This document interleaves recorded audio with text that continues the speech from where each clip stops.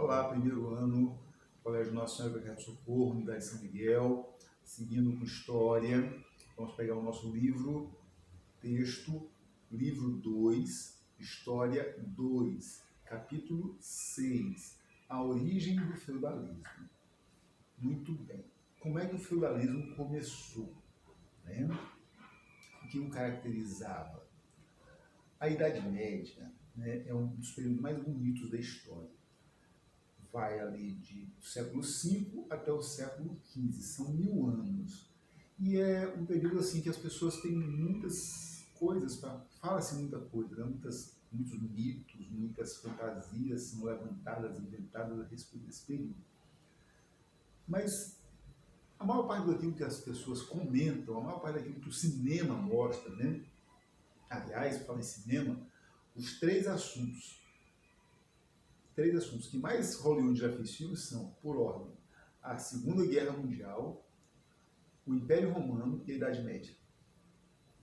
Mas, ao contrário do que acontece, por exemplo, com a Segunda Guerra Mundial, que quase tudo que se fala no cinema é verdadeiro, talvez porque é um período recente e muito documentado, quase tudo que a gente assiste no cinema sobre a Idade Média é mera fantasia. Ok? Mas isso não importa, vamos direto ao que nos interessa realmente, que é saber das origens do sistema feudal. O feudalismo se origina da seguinte forma.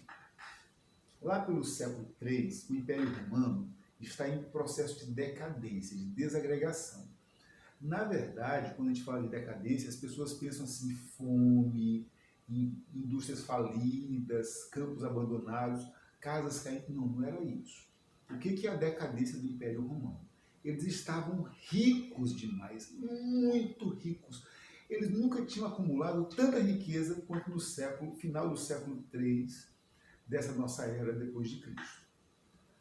Eles estavam tão ricos que perderam três coisas. Primeiro, perderam a vontade de fazer guerra. Por que as guerras? Por que eles perderam a vontade de fazer guerra? As guerras eram cada vez mais longe de casa. Porque tudo que tinha por perto, os romanos já tinham conquistado.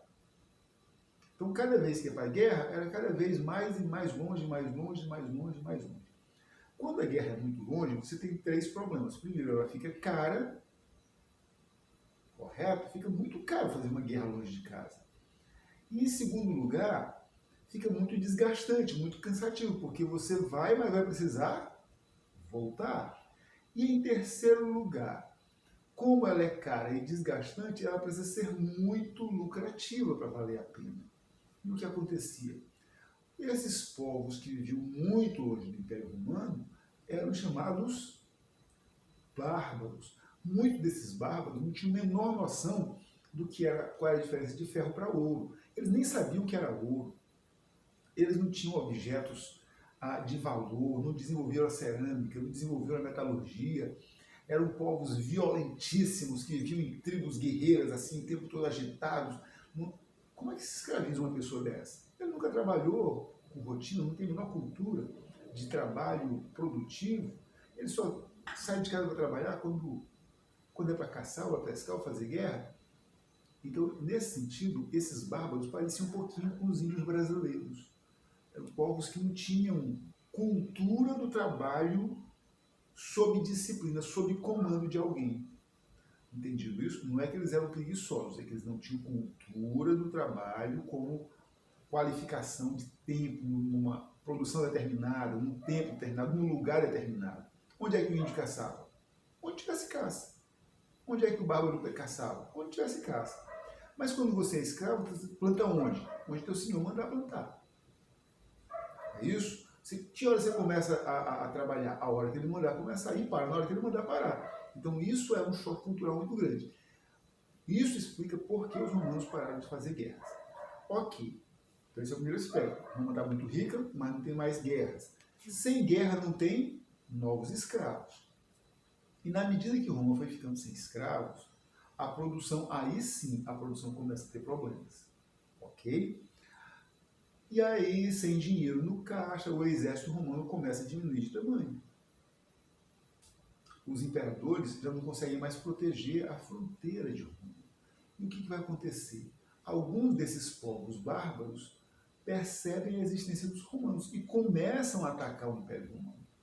Eles não têm o objetivo de dominar o Império Romano, de se tornarem os novos imperadores. Não, eles vêm chegando aos poucos, vão entrando e vão participando da vida romana. E de vez em quando ele rouba um pouquinho aqui, faz um saque acolá, destrói uma cidade acolá, toca fogo em outra. Resultado, as cidades, pouco a pouco, foram se tornando lugares inseguros para se viver. O que as pessoas tiveram que fazer? Mudar da cidade para o campo. A gente estuda isso em geografia como êxodo urbano. Quando sai do campo para a cidade, êxodo rural. Quando sai da cidade para o campo, é êxodo urbano.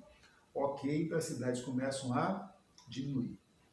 Porém, quando o romano chega no campo, ele não tem terras. Ele não tem mais terras. Ele, na verdade, nunca teve terra. O que ele vai fazer no campo? Ele vai fazer um casamento.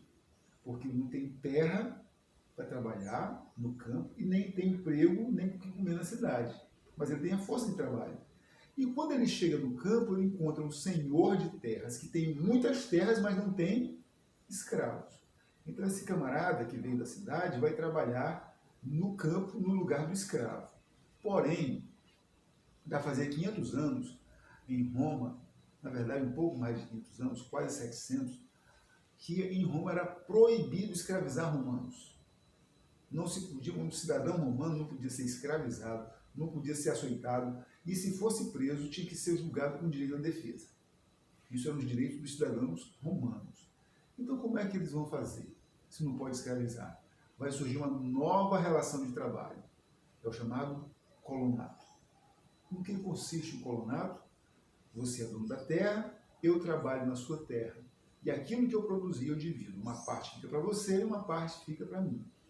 A parte que vai ficar para mim é suficiente apenas e tão somente para que eu e minha família comamos durante um ano, até a próxima safra. Ok? E o restante fica para quem? Fica para você. Aí, com essa parte que você recolhe, você paga o seu exército, você vai contratar soldados que também vão trabalhar quase de graça só pela comida, e você mantém a sua casa, se mantém pessoalmente. Tá bom?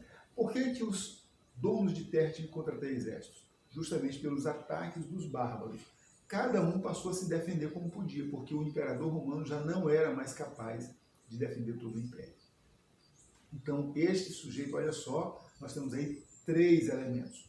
Nós temos o dono da terra, nós temos o soldado mercenário do dono da terra e nós temos o colono.